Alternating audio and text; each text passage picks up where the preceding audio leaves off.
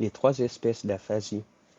La première de ces aphasies agnosiques est un cas de Farges, qui fut mal observé et qualifié aussi inadéquatement que possible d'aphasie chez une tactile.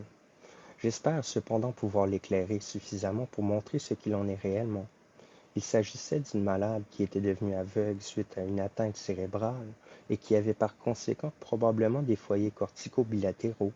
Elle ne réagissait pas lorsqu'on lui adressait la parole et lorsque l'on tentait de se mettre en relation avec elle, répétant sans relâche, sur un ton d'extrême impatience, « Je ne veux pas, je ne veux pas ».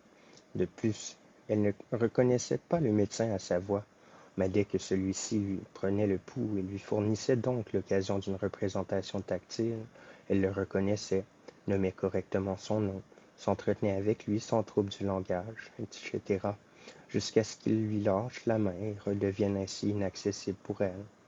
La même chose se passait lorsqu'on lui procurait une représentation tactile d'un objet ou une représentation d'odeur ou de goût. Aussi longtemps qu'elle gardait celle-ci, elle disposait des mots requis et se comportait de façon adéquate. Dès que cette représentation lui était enlevée, elle répétait sa protestation monotone d'impatience ou prononçait des syllabes incohérentes et se montrait inaccessible à la compréhension de langage.